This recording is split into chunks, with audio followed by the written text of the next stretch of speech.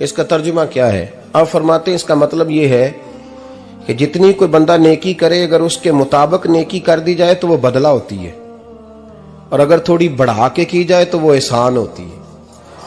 फरमाया रब करीम फरमाते हैं इस तरह करो, जरा सोच लो बचपन से लेकर आखिर तक, जहां तक तुम मौजूद हो, तुम्हारे माँ बाप ने तुम्हारे साथ क्या किया है।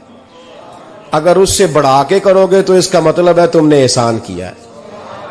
माँ बाप जो होते हैं ना, ठंडी छांव, मीठी जिंदगी। माँ अनपढ़ भी हो ना तो कम से कम यूनिवर्सिटी होती है, और बाप अगर बिल्कुल अंगूठा छाप भी हो ना, किसी कॉलेज में, मदरसे में, इदारे में ना पढ़ा हो, तो बेटे के हक में जिन चीजों की जरूरत होती है वो सारी अल्लाह बाप को अता करके भेजता है। माँ बाप को ना कुछ इल्म लदुन्नी अल्लाह देता है कि बच्चों के लिए कैसे आगे बढ़ना है। माँ बाप एक हुस्न है मुआशरे का। रब तबारक व तआला की देखे ना, अल्लाह अकबर, दुनिया में किसी की मोहब्बत जांचनी हो ना तो मोहब्बत की तमसील दी जाती है। तिलकल अमसालु नदरिबुहा लिन्नास, अल्लाह लोगों के समझने के लिए मिसालें बयान फरमाता है। अल्लाह तबारक व तआला ने जब अपना आप समझाना चाहा ना, तवज्जो है मेरी बात पर, जब मालिक ने अपना आप समझाना चाहा तो मेरे रब ने माँ बाप की मिसाल बयान फरमाई। रब्बिरहमहुमा कमा रब्बयानी सगीरा, या अल्लाह उन दोनों पे रहम फरमा। और ये लफ्ज रब यहां दो माने में आया है, उलमा बैठे। रब का माना होता है तदरीजन पालना का, या अल्लाह उन दोनों पे रहम फरमा जिन्होंने मुझे रब बन के पाला। यानी मतलब क्या, यहां रबूबियत का माना पालने के माने में, तदरीजन पालना। मेरे नबी पाक सल्लल्लाहु अलैहि वसल्लम ने फरमाया अल्लाह तुमसे 70 माओं से ज्यादा मोहब्बत फरमाता है। ये इमाम सयूती ने दुर्रे मंसूर में रवायत लिखी है। अच्छा भाई, अल्लाह ने भी मिसाल माँ की बयान फरमाई।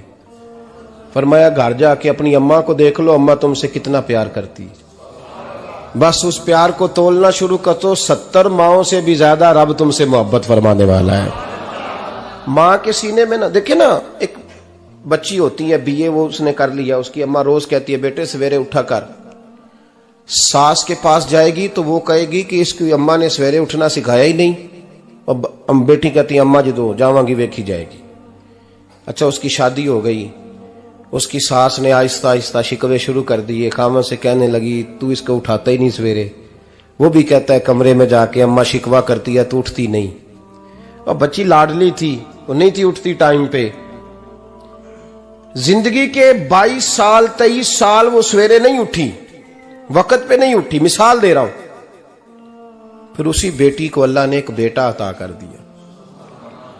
सुबह 100 आवाज उसकी अम्मा देती थी पर उसकी आंख नहीं खुलती थी, लेकिन उसी बेटी का बेटा सहरी के वक्त हल्का सा रोता है। सारी दुनिया सोई है पर अम्मा उसकी फटाफट जागती है, फटाफट जागती है। एक आदमी था तो उसकी बीवी इंतकाल कर गई और उसने तलाक दे दी। 10-11 साल का उसका बेटा था, उसने दूसरी शादी कर ली। एक दिन अपने बेटे से कहने लगा बेटे वो सगी अम्मा ठीक थी या ये वाली ठीक है? तो बेटा कहने लगा अब्बा जी ये ठीक है, वो सगी अम्मी झूठ बड़े बोलती थी, सगी अम्मी झूठ बड़े बोलती थी, झूठी थी, ये सच्ची है। उसने कहा बेवकूफ तेरी मां झूठी थी। उसने कहा अब्बा बड़ी। कहा किस तरह? कहने लगा अब्बा जी मैं ना, कभी आपको पता मैं शरारती हूं, कभी मैं शरारत करता था ना, कोई बर्तन तोड़ देता था तो मेरी सगी अम्मा मुझे थप्पड़ मार के बाहर निकालती थी, कहती थी मैं ताला लगाऊंगी बावर्ची खाने को, तुझे सारी रात रोटी नहीं देनी, तू आज भूखा ही रहेगा, बिल्कुल नहीं देना, सारी रात नहीं देना। बड़े दावे करती थी, कसमें उठाती थी, पर बड़ी झूठी थी। आधा घंटा भी नहीं गुजरता था तो गलियों में मुझे ढूंढने लग जाती थी, ढूंढ के लाती थी, ढूंढ के, और ला के ना तो गलती मेरी होती थी, रोना मेरी अम्मा शुरू कर देती थी, वे ओए मैनू ना सताया कर वे पुत्रा। फिर मेरी मर्जी का खाना मुझे पका के देती थी, मेरी मर्जी का, और फिर मेरी अम्मा मुझे तोहफा भी देती थी। अब्बा जी वो झूठी थी, पहले कह रही थी सारी रात नहीं देना, अब आधा घंटा। ये बड़ी सच्ची है जवाब भाई है। मैं शरारत करता हूं तो थप्पड़ मार के निकाल देती है, कहती है रोटी नहीं देनी। फिर मैं सारी रात रो के गुजारता हूं पर नहीं देती। ये सच्ची है, वो झूठी थी। तुम मां के दर्द को क्या समझे। बच्चे तो कहते हैं अम्मा ने हमें कैद कर दिया, अम्मा कहती है मेरी मर्जी से खाओ। और तुझे नहीं पता उसने कैद नहीं किया, वो तुमसे प्यार बड़ा सच्चा करती, और बड़ा सच्चा प्यार करती है तेरे साथ, बड़ा सच्चा। बेटा बर्गर खा के आ जाता है, अम्मा कहती है रोटी खा ले, कहता नहीं आपने बैंगन पकाए हुए हैं मैंने नहीं खाने। तो अम्मा मिन्नतें करती है, कहती है चल तू दस की खाना है, तेनू सेवियां ना बना दिया, फटाफट दाल पक जाएगी, क्या खाएगा। अब्बा जी मेरी तरह करीब से कहते हैं छड़ पर भूख लगेगी तो आप ही खा लेगा। लेकिन अम्मा कहती है इसने रोटी ना खाई तो मुझे नींद नहीं आएगी। तो इस दर्द को समझना। मैं गुलाम हूं एक आस्ताने का, और मैं समझता हूं जो किसी का मुरीद ही नहीं उस पर तो साया ही नहीं, उसे चाहिए किसी बुजुर्ग का साया हासिल करे। लेकिन भाई ये बात भी बड़ी सच्ची है कि मेरे जैसे पीर के हाथ में 5000 रुपया नजराना दो ना, पीर साहब दुआ करना, तो पीर साहब ने दुआ पक्की याद की हुई है सबके लिए, रटी रटाई, अल्लाह खैर करे अल्लाह भला करे, तो सबके लिए रट्टा लगाया हुआ है। और अम्मा को बेटा वैसे ही कह जाए, वैसे ही अम्मा मैं इंटरव्यू देने जा रहा हूं, जरा दुआ करना, वो बीबियां मंगा के दुआए तंजीना पढ़ाना शुरू कर देती है, और सारी सारी रात मुसल्ले पे बैठी। इस दर्द को समझना। और भाई बड़ा वेल ड्रेस बेटा होता है, वेल ड्रेस नौजवान, वो 18,000 का जोड़ा पहनता है, 7,000 का जूता खरीदता है, वो कीमती किस्म की घड़ी इस्तेमाल करता है। लेकिन उसी बच्चे के जब अपने बच्चे होते हैं ना, तो बीबी को कहता है ये ले 10,000 रुपया, बच्चों के कपड़े खरीद ले, मेरे सही है अभी कल ही तो खरीदे थे। और बाप, और तू समझा ही नहीं यार, 30 साल बाप ने जवानी सारी सऊदी अरब को दे दी, लेकिन तेरा ख्याल रखा। मैं ऐसे लोगों को जानता हूं जिन्होंने 30-30 साल परदेश में कंबल नहीं बदला, और जहां गए थे तो एक कंबल खरीदा था फिर बदला नहीं। तू मां बाप के बारे में, और यहां बच्चे हिसाब करते फिरते हैं, रब्बा जी तो पिछले महीने भी 5,000 दिता सी, तुसी पैसे दा कर दे की हो। मां बाप से हिसाब करता है तू। तिरमिजी शरीफ के लफ्ज है, एक सहाबी ने आके अर्ज की या रसूल अल्लाह पैसे विरासत के नहीं, मेरे अब्बा जी ने नहीं दिए मुझे, और मैंने खुद मेहनत करके कमाए, अब मेरा अब्बा मुझसे पैसे मांगता है तो क्या करूं, और मेरे हैं, मैंने कमाए हैं, अब्बा जी ने नहीं दिए, विरासत नहीं, हिस्सा नहीं मिला। हुजूर मेरा अब्बा मांगता है तो मेरे लिए हुक्म क्या है। तो नबी पाक ने फरमाया क्या कहा तुमने, पैसे तेरे हैं? कहा हुजूर हाँ। तो फरमाया अब्बा किसका है? कहा या रसूलल्लाह मेरा। तो फरमाया अगर तू अपने वालिद का है तो तेरी हर शय तेरे वालिद की है, तू भी तेरे वालिद का है तो तेरा माल भी तेरे। मां और बाप ये तो हुस्न है जिंदगी का, ये तो वकार है इंसान का। जब तक मां बाप का हाथ पकड़ के चलोगे ना, रास्ते सीधे रहेंगे, और जिस दिन उंगली छोड़ के सड़क पे निकलना पड़ा ना, सर चकराने लगेगा। याद रखना ये बड़ा मुश्किल काम होता है। लोगों का तो रुख ही उस दिन वाज़े होता है जिस दिन आदमी साये से महरूम होता है। अम्मा तो कमरे में पड़ी हो ना, औरंगजेब आलमगीर की मां फौत हो गई, 350 कमरा था महल का, और अम्मा 12 साल टांगों से माजूर रही औरंगजेब आलमगीर की। अम्मा 12 साल कमरे से निकल नहीं सकी, साथ ही वॉशरूम था या जो भी उस दौर में तरीका था। औरंगजेब जब महल में आते थे तो फिर भी सीधे अम्मा के पास जाते थे, और जब वापस निकलते थे फिर भी अम्मा के साथ। औरंगजेब की मां का जनाजा उठा तो औरंगजेब ने रोना शुरू किया। फिर सालों बीत गए पर उसके आंसू खुश्क नहीं होते थे। एक शख्स ने कहा तेरी कोई अनोखी मर गई है, सारी दुनिया की मरती हैं। उसने कहा मैं बादशाह हूं, 24 घंटे लोगों का आना जाना है, बड़े दबदबे हैं, बड़े डेरेदारियां हैं, बड़ी भैंसें, बड़ी गायें, बड़े खाने वाले, बड़े लांगरी। मेरी मां बूढ़ी थी, एक कोने में पड़ी रहती थी, पर जब से वो गई है ये मुझे महल नहीं लगता, मुझे कब्रिस्तान लगता है। मुझे लगता है ये कब्रिस्तान है। मां और बाप तो तेरी नेमत है भाई। हम बच्चे, हमारे आजकल के बच्चों ने एक मसला बड़ा पक्का याद कर लिया, कहते मौलाना पीर साहब पसंद की शादी करना जायज नहीं। मैं कहता हूं साहब और भी बड़ी चीजें जायज है, सिर्फ एक ही शय जायज रह गई है। रसूल पाक सल्लल्लाहु अलैहि वसल्लम सिवाय अल्लाह के किसी के पाबंद नहीं, किसी के पाबंद नहीं। पर जनाब सैयदा खतीजतुल कुबरा रदी अल्लाह ताला अन्हा ने पैगामे निकाह दिया, या रसूलल्लाह मैं शादी करना चाहती हूँ, हुजूर किसी के पाबंद नहीं। पर मेरे महबूब ने फरमाया मेरा चचा मेरे वालिद की जगह है, मैं अपने चाचा से पूछ के तुम्हें जवाब दूंगा। यह है पसंद की शादी जो मेरे नबी ने बयान फरमाई है। तू सारा कुछ क्रॉस कर करके गुजर जाता है। यहां तो हाल यह है कि पालने वाला कोई और साए में बैठने वाला, बाग तेरे दी कर कर राखी मैं सारी उम्र गुजारी, तो जदों ये फल पकन ते आया ते लै गए होर व्यापारी। और बेटा गुजरता है अम्मा के दरवाजे के आगे से, अम्मा के दरवाजे के आगे बेटा अमरूद लेके आया है 6 किलो। तवज्जो है मेरी बात पर? इधर देखें जी, छोड़ें थोड़ी देर हमारी सुने। वो अमरूद लेके आया 5-6 किलो, तो अम्मा के दरवाजे के करीब से गुजर गया रात को। तो कमाई खाने का टाइम आया ना, तो गुजर गया। तो वो वजीर आजम से डरता है ना, तो जाके बीबी से कहता है बीबी के हुकूक देना भी रसूलुल्लाह की सुन्नत है। लेकिन ये क्या बात हुई, तूने बीवी और मां का मुकाबला शुरू करा दिया? समझ तो सही, ये तेरे लिए काबे की जगह है और तू बीवी के लिए काबे की जगह है। उसे भी समझना चाहिए, गौर करना चाहिए। 5 किलो अमरूद लेके तो मां के कमरे के करीब से गुजर गया है। बीबी को जाके कहता है चल आधा किलो अम्मा को भी दे आ, उसके कौन से दांत हैं। तो प्लेट में डाल के वो लाई है। तू समझा ही नहीं, तूने गौर ही नहीं किया। बंदा तो वो ठीक नहीं था, नेपोलियन। पर किसी ने उससे पूछा था बता जिंदगी में पैसे लेने का मजा कब आया?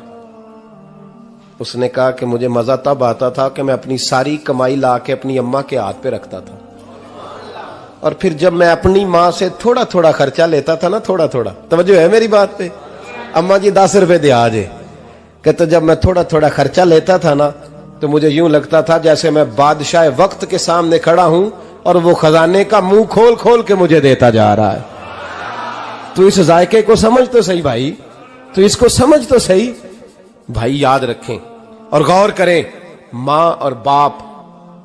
और फिर ये भी सुन ले, नबी पाक सल्लल्लाहु ताला अलैहि वसल्लम ने मां बाप के लिए फरमाया हुमा जन्नतुका व नारुक, यही तेरी जन्नत है और यही तेरे लिए जहन्नम है।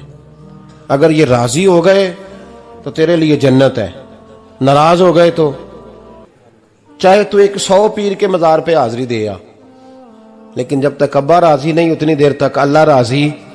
ये हदीस पाक है, हुजूर ने फरमाया जिसके वालिद राजी उसका अल्लाह राजी, और जिसका बाप नाराज उसका अल्लाह।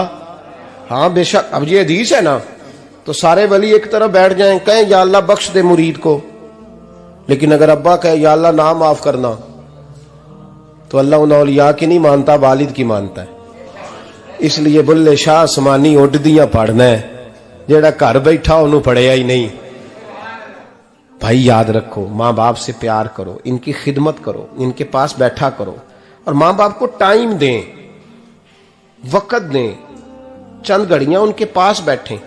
आप यकीन करें, अब्बा जी से आप मशवरा कर ले, सिर्फ मशवरा, मर्जी बेशक अपनी करें, लेकिन उस मशवरे में आपको इतना साया मिलेगा कि जिंदगी में कभी नाकामी नहीं होगी। पर असी सज्जन दी मननी, अब्बे दी नहीं मननी। तो फटे पे जो नलायक हमारी तरह का बैठा है उससे मशवरा लेना है, वालिद से नहीं लेना। बाप के पास बैठे, उससे मशवरा लें। मेरे अब्बा जी किसान थे, मैंने अपनी जिंदगी में ढेरों चीजें अपने बाप से सीखी हैं, दर्जनों चीजें सीखी हैं। मेरे वालिद बड़े खुददार थे, मिजाज में अजीब सी खुददारी थी। कोई बंदा कभी हाल पूछ लेता था ना कि हालात किस तरह के हैं, तो फरमाते थे भाई अगर बताना हुआ तो अपने अल्लाह को बताऊंगा। अल्हम्दुलिल्लाह बड़ा फजल है, मैंने उनके हाथों पे हमेशा छाले देखे, हमेशा छाले, लेकिन उनका हाथ कभी किसी दुनियादार के सामने फैलता हुआ नहीं देखा।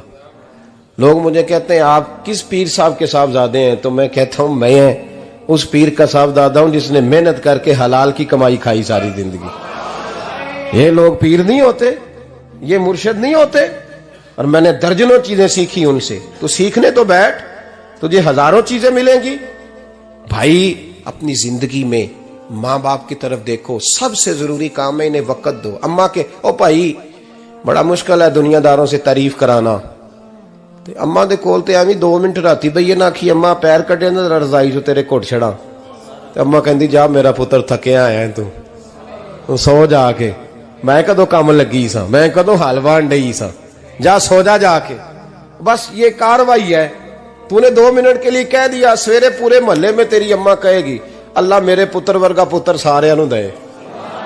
राती आउंदा है ते मैनू घुट के सौंदा है, अल्लाह घुटिया कोई नहीं सुना भी कार्रवाई पाई सू, लेकिन वो सबको बताती है। तो भाई इतनी कीमती चीज और तू छोड़ के मैं कभी जलसे से देर से आता था ना, अब तो जाता नहीं ज्यादा जगहों पे, कोशिश करता हूं कि चलो माहौल के मुताबिक, थोड़ा खुश्क आदमी हूं तो हर जगह सेट नहीं हो पाता, इसलिए कम जाता हूं। तो कभी रात को आते थे ना देर से, मेरी अम्मा जी शुगर की मरीज थी, तो मैं छोटे भाई को फोन करता था कि अम्मा जी सो गए, कहते सो गए।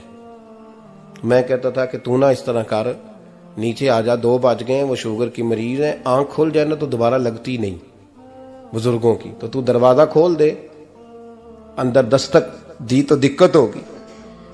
तो मैं जूते उतार के अंदर दाखिल होता था, तो पहला कदम रखता था तो मेरी अम्मा बोल पड़ती थी पुत्र आ गए, आ गए।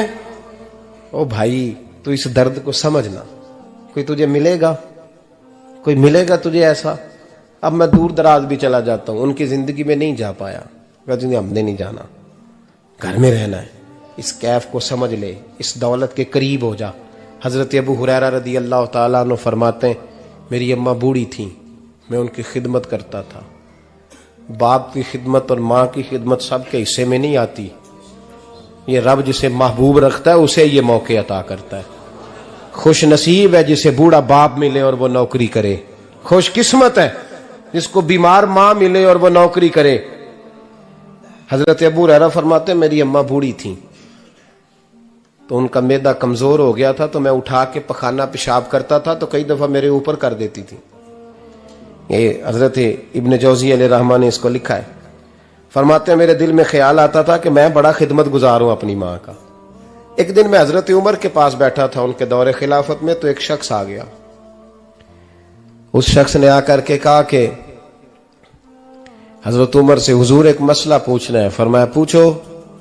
वो कहने लगा हुजूर मेरी अम्मा बूढ़ी हो गई है, बीमार रहती है, मरीजा है, मुझे आवाज देती है बेटे पेशाब आया है, आवाज देती है, तो मैं अम्मा को उठाता हूं, अभी मैं बैतुल खिला तक वॉशरूम तक जाता नहीं कि मेरी अम्मा मेरे ऊपर पेशाब कर देती है।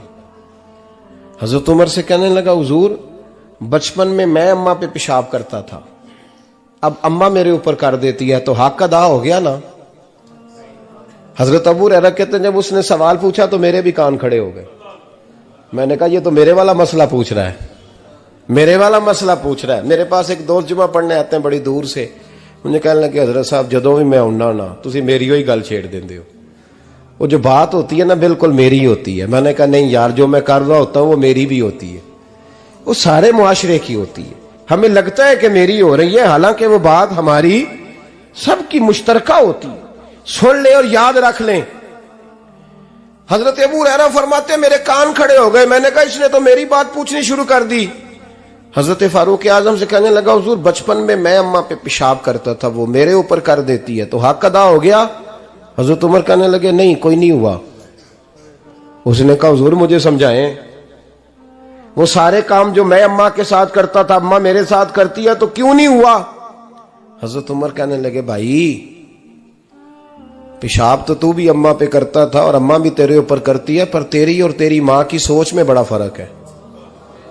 उसने कहा हुजूर किस तरह, तो क्या जवाब है सैयदना फारूक आजम का, लौ काना नबिय्यम बाद लकाना उमर इब्न खत्ताब। क्या जवाब है।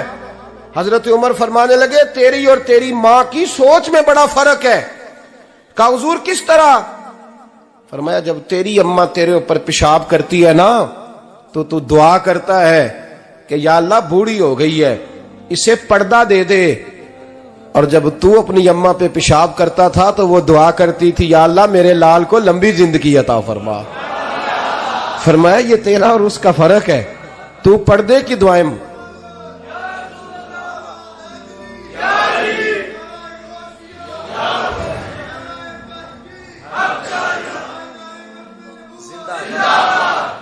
सुने अजीजों, कहा जब तेरी और तेरी मां की सोच में, और नबी पाक सल्लल्लाहु अलैहि वसल्लम ने फरमाया है जितने भी गुनाह इंसान करता है ना, अल्लाह करीम सजा को रोक देता है, कयामत में सजा देगा। और जो माँ बाप का नाफरमान है ना, उसको दुनिया में भी सजा मिलेगी। जो माँ बाप का नाफरमान है उसे दुनिया में भी, आप यकीन करें, बच्चे थोड़ा सा पड़ जाते हैं बेचारे, तो माँ बाप से कहते हैं अब्बा जी तुसी पुराने दौर दे हो, तो की पता होवे, और तुझे पता ही नहीं भाई, तुझे खबर ही नहीं, ये पुराने दौर के नहीं, तू बेवकूफों के दौर का है, तू समझ ये को तालीम है।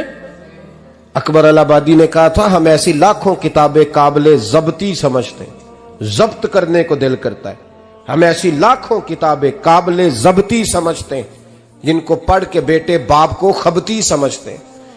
तो बात है करने वाली, मां और बाप इतना बड़ा दर्जा है। और भाई सुन लो और इस बात को याद रखना, दुनिया में सियाबी होने से बड़ी विलायत कोई नहीं।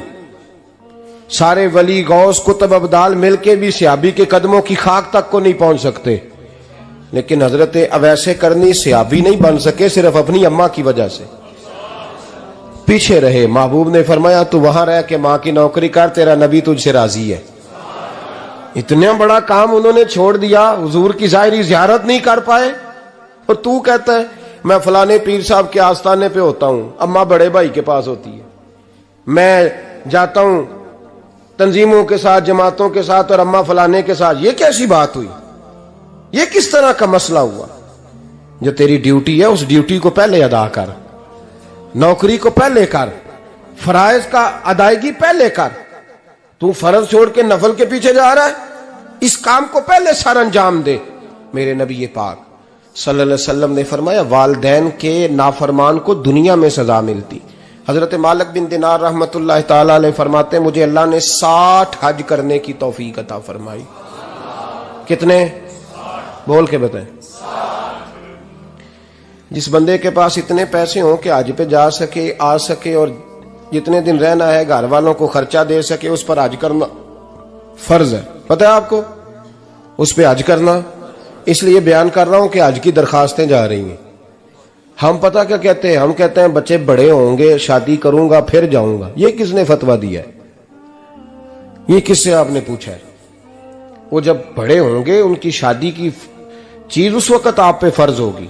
अभी जो फर्ज है उसको अदा करें। और ये तिरमिजी शरीफ की हदीस है, याद रख लें। नबी पाक सल्लल्लाहु अलैहि वसल्लम ने फरमाया जिस पर हज फर्ज था उसने किया नहीं, बगैर हज किए मर गया, या यहूदी होके मरेगा या ईसाई होके मरेगा। इतना बड़ा हुक्म है हज के हवाले, लेकिन लोग इंतजार करते रहते हैं पता नहीं किस चीज का। जब आपको अल्लाह मौका दे, हिम्मत दे, तो पहली फुर्सत में ये फरीजा अदा करें, ये जरूरी काम है। हजरत मालिक बिन दिनार फरमाते मैंने 60 हज किए। एक हज के मौके पर मैंने बड़ा रश देखा, लाखों का इज्तिमा हुआ। मेरी बातों की समझ तो आ रही है ना आप दोस्तों? जो नहीं बोल रहे उन्हें भी आ रही है ना? अल्लाह जज़ा दे।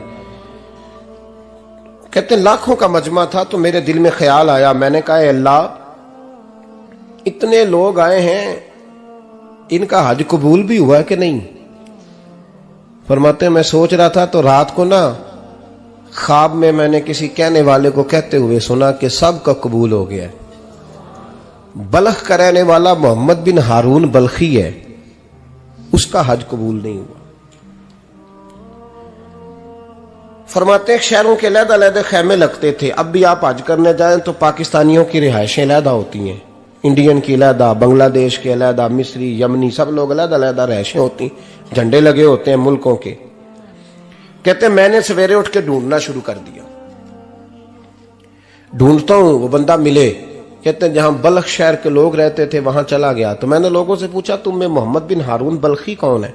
लोग कहने लगे वो तो बड़ा नेक आदमी है, परहेजगार है, बड़े भोले भाले, बड़े अल्लाह वाले, रियाज आपको बस हम ही जानते हैं, वो तो बड़ा नेक है, परहेजगार आदमी। कहते मैंने कहा अच्छा कहां है? उन्होंने कहा पहाड़ के पीछे उसने खैमा लगाया हुआ है, सारी रात इबादत करता है, सारा दिन रोजा रखता है, कायमुल लैल है, साइमुद दहर है। क्या बात? फरमाते हैं मैं उन लोगों की बात सुन के हैरान हो गया कि मुझे क्या बताया गया, ये क्या कह रहे हैं। फरमाते हैं मैं पहाड़ के पीछे गया। हजरत मालिक बिन दिनार अलैहि रहमा फरमाते हैं जब मैं वहां पहुंचा तो मैंने उस शख्स को मुसल्ले पे बैठे देखा।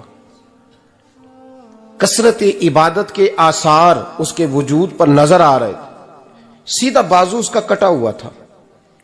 फरमाते 2 रकते मुकम्मल करके ना मैंने उससे अस्सलामु अलैकुम कहा तो मुझे कहने लगा वालेकुम अस्सलाम, आप मालिक बिन दिनार हैं।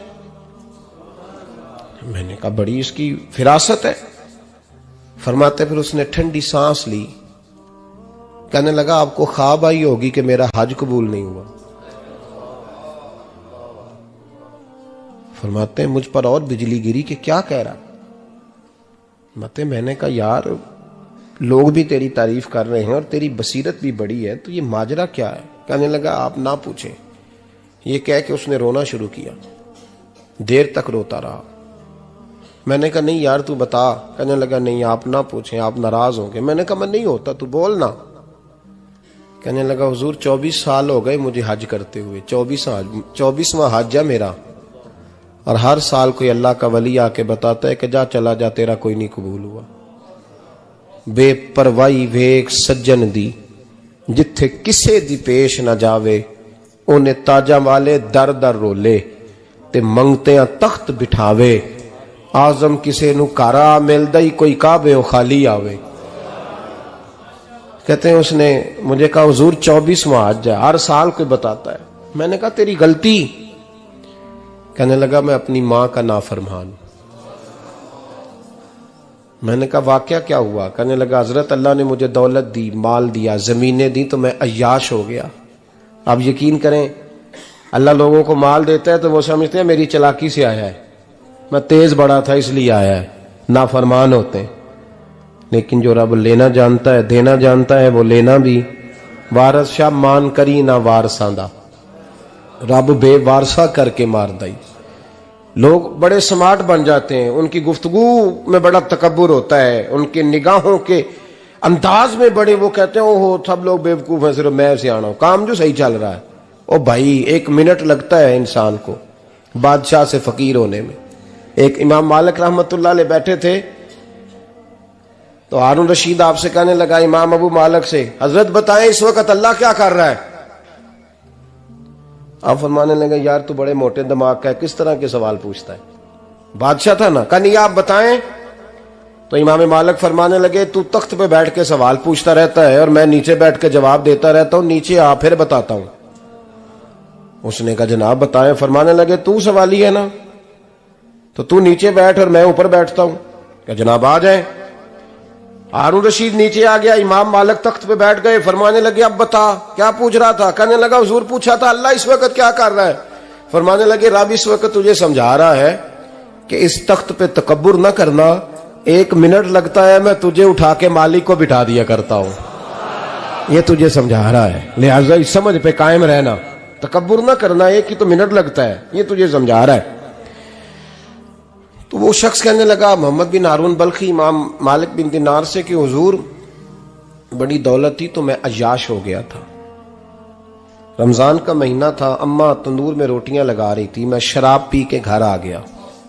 हमारे यहाँ ये भी फैशन है ना, अब मेहंदी वाले दिन चौधरी साहब के डेरे पे जवान शराब पीते हैं तो पूछते हैं हाजी साहब आप तो हाजी भी हैं, तो डेरे पे मुंडे क्या करते रहे। कहते मैं डेरे तो सा मैनू नहीं पता, वो कार लगे सन।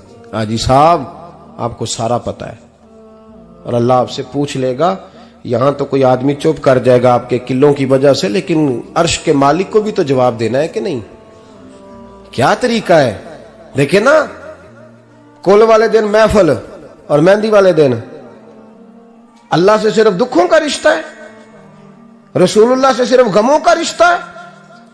अगर तूने ढोल ढमक्का शोर शराबा किया है शादी वाले दिन तो कौल वाले दिन भी बजा, तेरा पता चले, जनाजे पे भी बजा। क्या तमाशा है। मजहब सिर्फ रस्म है, जरूरत है, कोई मर गया तो कुरान पाक खोल लो, बाकी जो मर्जी करो। हज भी कीती जांदे हो, लहू भी पीती जांदे हो, खो के माल यतीमा दा भेज मसीती जांदे हो, फट दिलां दे सींदे नहीं टोपियां सीती जांदे हो, नफ्स ते छुरी फेर दे नहीं बकरे कीती जांदे हो, फर्ज भुलाई बैठे हो, नफला नीति जांदे हो, ओ दसो ते सही बुल्ले नू ए की कुछ कीती जांदे हो, ओ दसो ते सही बुल्ले शाह नू की कुछ कीती जांदे हो। कोई तरीका है? कोल शरीफ पे मौलवी साहब तशरीफ लाइएगा, अब्बा जी के कोल है, तो मैं तो कहता हूं बजा ना बैंड बाजे वाला आज भी, तेरा पता चले कि ये दो काम कैसे होते हैं। तू किस तरह दो कश्तियों का, समझ नहीं आती बात की। मैं तो जाता ही नहीं बैंड बाजे वाली शादी पे, मैं कहता जो तुमको मर्दी पढ़ा लो ने कहा, हमसे नहीं दो काम होते। अल्लाह रोजी देने वाला है, एक ही करते हैं, दो रंगी छोड़ के यक रंग हो जा, सरासर मोम हो जा या संग हो जा, मौज करो। हम इस चक्कर में पड़ते ही नहीं, हम वो रास्ता ही छोड़ देते हैं जो हमारी तबीयत के मुताबिक नहीं होता, बस खत्म हो गई बात। इसलिए गौर करें और याद रखें इस बात को। इमाम मालिक बिन दिनार रहमतुल्लाह अलैह फरमाते हैं, मुझसे कहने लगा पैसे आए तो मैं अय्याश हो गया। रमजान का महीना था, असर के बाद मेरी अम्मा इफ्तारी की तैयारी कर रही थी, मैं गया, मैंने कहा शराब पी हुई, अम्मा रोटी दे, तो अम्मा कहने लगी शर्म कर, शर्म कर, रोजा रखा नहीं तो जिन्होंने रखा है उनका तो ख्याल कर। कहते अम्मा की बात का मुझे गुस्सा लगा। मैं कहा करता हूं बदनसीब है वो बेटा जिसका बाप उससे बात करते हुए डरता है कि पता नहीं कहां से बोलेगा। बदनसीब नहीं वो बेटा जिसकी मां उससे बात करते हुए सहम जाती है कि पता नहीं कौन सी बोली बोलेगा। बदनसीब नहीं कि मां बाप भी जिससे खोल के बात ना कर सके। हजरत मालिक बिन दिनार से कहने लगा, अम्मा ने जब कहा ना शर्म कर, तो मुझे गुस्सा आया, मैंने मां को थप्पड़ मारा और मेरी मां जलते हुए तंदूर में गिरी। लोगों ने मुझे पकड़ के अंदर बंद कर दिया कमरे में। सारी रात मैं शोर सुनता रहा पर नशे में धुत रहा। सवेरे आंख खुली तो मेरी बीवी बैग बांध रही थी। मैंने कहा कहां जा रही हो? कहने लगी जो मां का नहीं बना मेरा कैसे बनेगा। वो मैंने कहा मेरी अम्मा का, वो तो लोगों ने रात को ही दफन कर दी जनाजा पढ़ के। तड़प के कहने लगा मुझे क्यों नहीं बताया? तो कहते हैं लोग कहने लगे तेरी मरती हुई मां कह गई थी इसे मेरा मुंह ना देखने देना, मेरे जनाजे के करीब ना आए। हजरत मालिक बिन दिनार फरमाते हैं जब उसने ये बात सुनाई तो मैंने भी उसके मुंह पे थप्पड़ मारा। मैंने कहा तो इसी काबिल है। कहते हैं वो रोने लगा, हुजूर दुआ करे अल्लाह मुझसे राजी हो जाए। कहने लगा जब मां की इंतकाल की खबर मिली तो मैंने कुल्हाड़ी लेके वो हाथ काट दिया जिससे मां को मारा था। मैंने सारी जायदादें खिरात कर दी। 24 साल हो गए, 24 साल। सारी रात नमाज पढ़ता हूं, रोजा रखता हूं, हज करता हूं, पर हर साल कोई आके कहता है जा दौड़ जा तेरा कोई नहीं कबूल हुआ। हुजूर दुआ करे मालिक राजी हो जाए। फरमाते मैं थप्पड़ मार के आ गया। मैंने कहा तुझसे राजी हो जाए इतने जालिम से? इमाम मालिक फरमाते हैं रात को आके सोया तो मुझे ख्वाब में रसूल पाक का दीदार हुआ। तो नबी पाक अलैहिस्सलाम ने फरमाया मालिक तू उसे मायूस क्यों कर आया है? अल्लाह तो बड़ा मेहरबान है। कहा हुजूर मां के नाफरमान को माफी कैसे मिलेगी? तो इमाम मालिक फरमाने लगे नबी करीम ने फरमाया जा उसे जाके बता दे तुझे कयामत में तेरी मां की वजह से बख्श दिया जाएगा। कहा हुजूर अम्मा की वजह से किस तरह? तो महबूब फरमाने लगे इसकी मां कयामत में इसके खिलाफ मुकदमा दायर करेगी रब करीम की अदालत में। ए अल्लाह मैंने 9 माह पेट में रखा, दर्द सह के इसे जना, जिगर का खून पिला के पाला और इसी ने मुझे कत्ल किया। रब करीम इसकी मां का मुकदमा सुन के कहेगा उठाओ इसको दोजख में फेंको, इसने मां जलाई थी इसे भी जलाओ। महबूब फरमाने लगे जब पकड़ करके मालिक उसको मोहम्मद बिन हारून को लोग ले जाएंगे ना जहन्नम की तरफ, अभी फरिश्ते घसीटेंगे ही तो पलट के फिर अम्मा की तरफ देखेगा और दूसरी दफा फिर घसीटेंगे तो पलट के देखेगा और तीसरी दफा फिर पलट के कहेगा अम्मा ये मुझे जलाने लगे, अम्मा ये जहन्नम में फेंकने लगे। मेरे हबीब फरमाने लगे वो जल के मरने वाली मां वहां भी बोल पड़ेगी, कहेगी या अल्लाह चल मैंने माफ किया तू भी माफ कर दे। ऐ अल्लाह मैंने माफ किया तू भी माफ कर दे, अल्लाह तू माफ कर दे इसे, अल्लाह तू इससे दरगुजर फरमा, इसे माफ कर दे। मेरे महबूब पाक अलैहिस्सलाम फरमाते रब करीम कहेगा इसने तुझे जलाया, तो कहेगी अल्लाह ये तो बेटा था इसने जला दिया, मैं मां हूं, मेरे सामने जले तो मैं कैसे बर्दाश्त कर सकती हूं। फरमाया उसने जला के मारा था, पर उसी मां की वजह से रब करीम इसे जन्नत अता फरमाएगा। पलटा पलटा, जा जाके मां के पैरों में बैठ, जा सवेरे अनपढ़ बाप से दुआ कराया कर, जा बिल्कुल अंगूठा छाप बाप से सुबह दुआ कराया कर, देख रब करीम तेरे लिए रहमतों के दरवाजे खोल देगा। और आखिरी बात ये भी सुन ले, मां बाप के इंतकाल के बाद रिश्ते खत्म नहीं होते। रिश्ते खत्म, क्या दुआ मांगते हो नमाज में? रब्बना इग़फिरली। इसका मतलब है मां बाप तो है ना, वो जो औलाद बचपन में चली जाएगी ना, नाबालगी में, छोटे बच्चे, वो कयामत में मां बाप की सिफारिश करेंगे। मां बाप के इंतकाल के बाद भी आला हजरत फाजिल बरेलवी ने 12 हुकूक लिखे हैं मां बाप के फतावा रज़विया में। फरमाया उनके दोस्तों से दोस्ती रख, उन्होंने जो वादे किए थे वो वादे पूरे कर, अगर उनके जिम्मे कर्जे हैं तो अदा कर, और अगर तेरे माँ बाप जो नेकियां करते थे वो नेकियां जारी रख।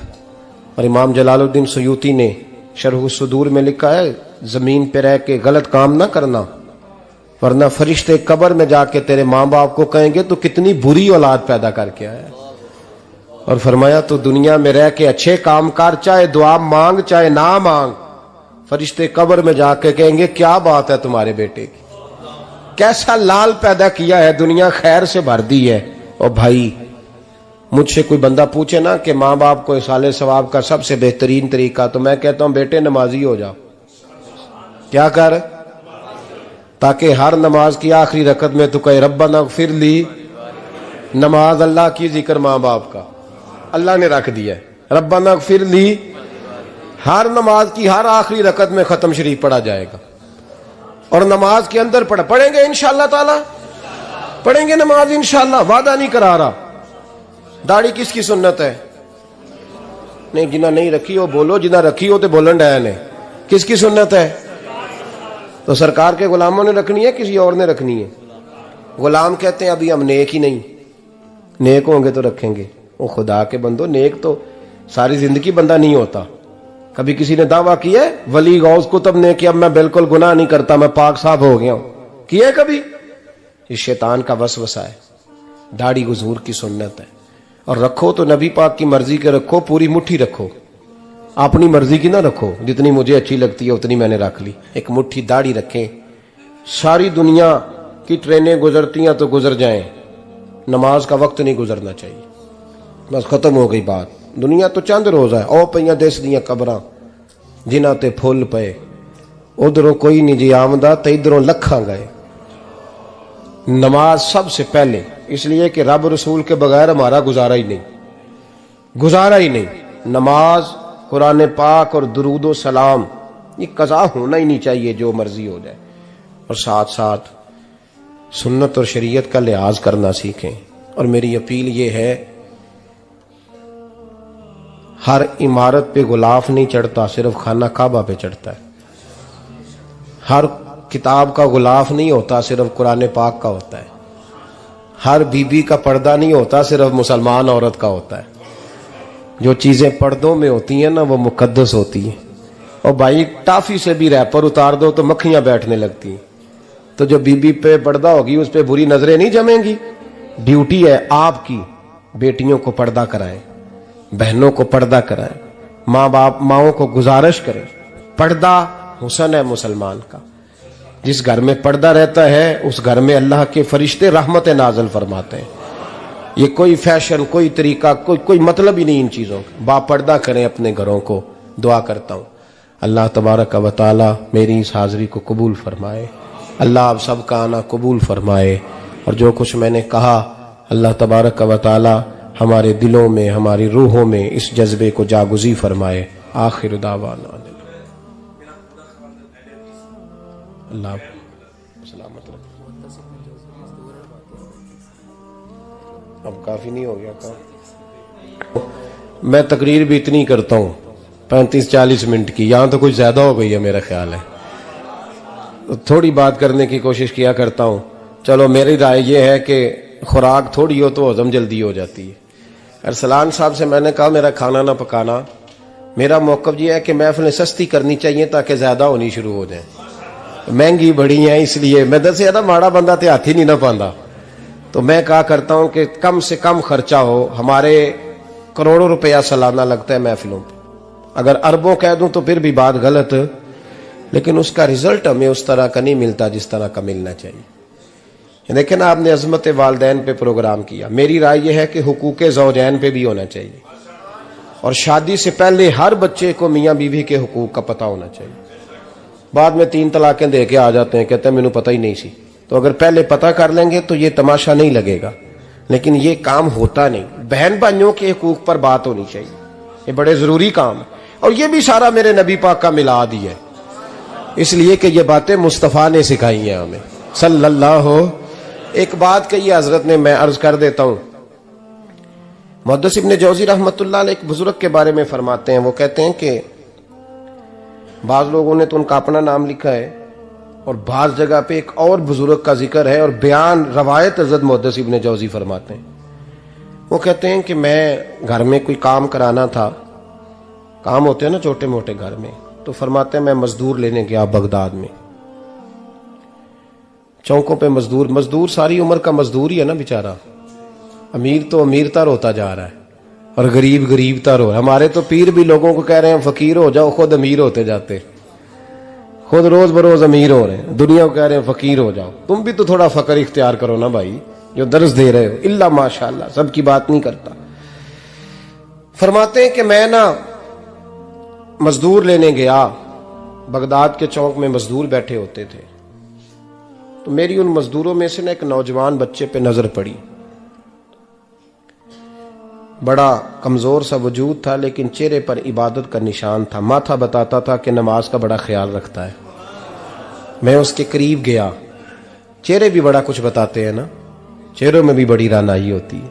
फरमाते हैं मैं करीब गया, मैंने उसको कहा बेटे मजदूरी करोगे? तो कहने लगा मजदूरों में बैठा हूं तो हुजूर मजदूरी के लिए ही तो बैठा हूं। तो मैंने कहा कि चलो फिर। कहने लगा नहीं मेरी कुछ शर्तें। मैंने कहा बताओ? कहने लगा पहली शर्त यह है कि लोग 4 दिनार दिहाड़ी लेते हैं, मैं 3 दिनार लूंगा। मैंने कहा यार बे तो बड़ी बेहतरीन है, बाकी भी इस तरह की रख ले। उसने कहा हुजूर दूसरी शर्त यह है कि मैं आपकी मुकम्मल बात मानूंगा, लेकिन जब अजान हो जाएगी फिर आपकी नहीं सुनूंगा। तीसरी बात उसने ये की कि हुजूर मैं आपके घर में काम करूंगा पर आपके किसी सवाल का जवाब नहीं दूंगा। कहते हैं मैंने कहा यार तू बड़ा अजीब है, शर्तें तो मालिकों की होती हैं। कहने लगा जी बहरहाल मैं शर्तें लगा के जाता हूं।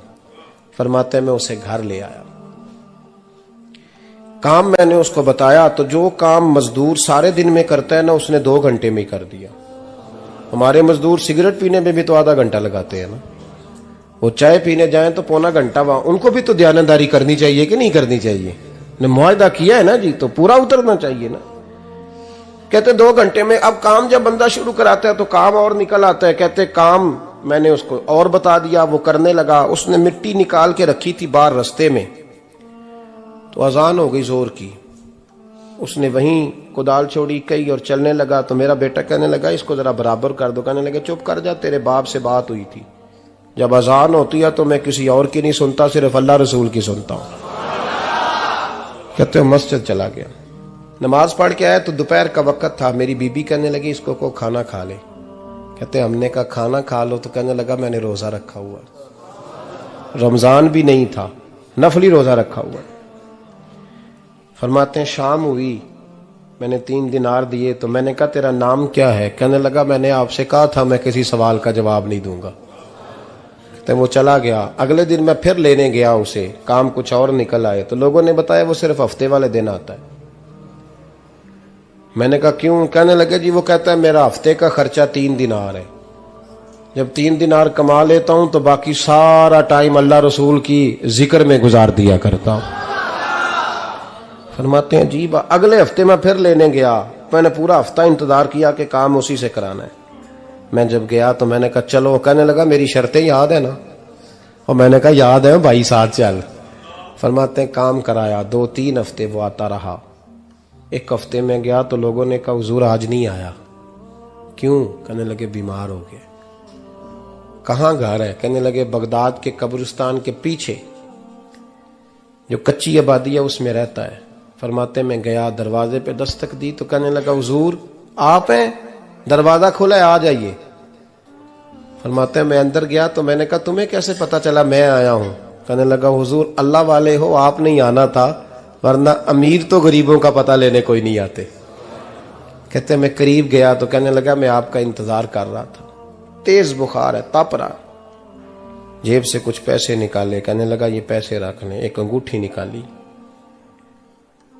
कहने लगा हुजूर आज रात को मेरा इंतकाल हो जाएगा, इन पैसों का कफन खरीद के सुबह जनाजा पढ़ के मुझे दफन कर देना, और जब दफन करो तो ये अंगूठी लेके असर के बाद हारून रशीद के पास जाना, आप उसे कहना मैंने मिलना है पर वो आपको टाइम नहीं देगा, आप उसको आवाज दीजिएगा कि तेरी एक अमानत है मेरे पास, फिर वो आपसे मिलेगा तो अंगूठी दे दें, फिर आप मेरी तरफ से फारिग हैं। हजरत फरमाने लगे तेरा नाम? और कहने लगा हुजूर वक्त थोड़ा है, आज रात मैंने जाना है, बड़ी लंबी माफी मांगनी है रब करीम से, अगर मुनासिब समझे तो मुझे अपने रब से तन्हाई करने दे। फरमाते हैं मैं आ गया पर उसकी बातों ने मुझे सारी रात सोने नहीं दिया। फरमाते सुबह बड़ी मुश्किल से सूरज निकला, मैं गया दरवाजे पे हाथ रखा तो दरवाजा खुला हुआ था, अंदर दाखिल हुआ तो खुशबुएं मेरा इस्तकबाल कर रही थी। जब चेहरे से कपड़ा हटाया तो उसका तो इंतकाल हो चुका है, इंतकाल हो चुका है, ऐसे जैसे किसी का दीदार करके सोया है। कहते मैं तो 2 आदमी ले गया था जनाजे पे, पर पता नहीं दुनिया किधर किधर से आई, कहां कहां से। अखां जदों मीटियां जमाना मैनू रोवेगा, अपना ते अपना बेगाना मैनू रोवेगा, अपना ते अपना। और मियां साहब ने कहा था बाद मरन दे मुखड़ा मेरा हो जावे जे ताजा, फिर समझ लेना महबूब मेरे ने आन पड़िया जनाजा। और किसी उर्दू के शायर ने कहा था मेरे मरने पे हर सू शोर मच जाएगा देखोगे, कि अल्लाह मेरे मरने पे हर सू शोर मच जाएगा देखोगे, कहने अलविदा सरकार खुद तशरीफ लाएंगे। फरमाते हैं मैं तो 2 बंदे ले गया था पर पता नहीं मखलूक कहां कहां से आई। जनाजा पड़ा, दफन किया। हारून रशीद के पास में असर के बाद गया, मैंने बुलाना चाहा पर बादशाह था, मेरी तरफ देखा ही नहीं। मैंने उसको कहा तेरी एक अमानत मेरे पास है। फरमाते हैं वो मुझे कोने पे ले गया, क्या बात है, कमरे में बुलाया, मैंने अंगूठी दी। हारून रशीद तो चीखे मारने लगा, कहने लगा अंगूठी वाला कहाँ है? मैंने कहा वो तो इंतकाल कर गया। कहने लगा मुझे कब्र पे ले चल। कहते मैं कब्र पे लाया तो वो लेट गया, तड़प के रोने लगा। मैंने कहा मेरा कलेजा फट जाएगा, ना उसने कुछ बताया ना तूने बताया, ये कौन था? तो हारून रशीद कहने लगा ये मेरा बेटा था। मैंने कहा तेरा बेटा और मजदूर? कहने लगा हुजूर ये हजरत दाऊद ताई के पास बैठा करता था, उनका मुरीद था, मुझे रोज कहता था अब्बा तूने बड़ी दुनिया इकट्ठी कर ली है, मरते वक्त तुझसे टांगे समेटी नहीं जाएंगी, इतना हिसाब नहीं तू दे सकेगा। मैं इसको समझा देता, इसकी अम्मा समझा देती।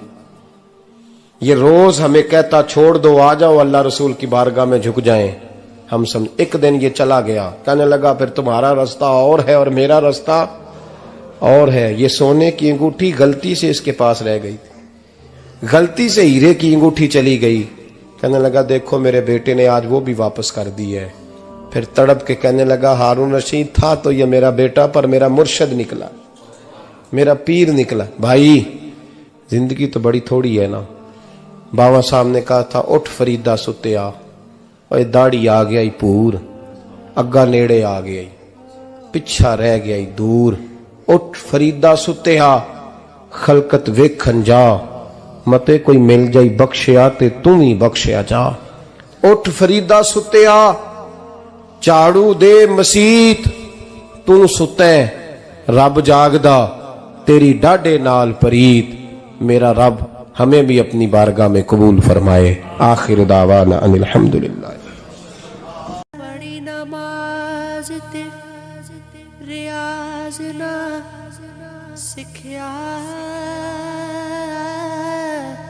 ते तेरिया किस कब सिखिया नमाज ना कर डिठा ना कर वाला डिठा ते तेरिया किस कम दित्तियां निया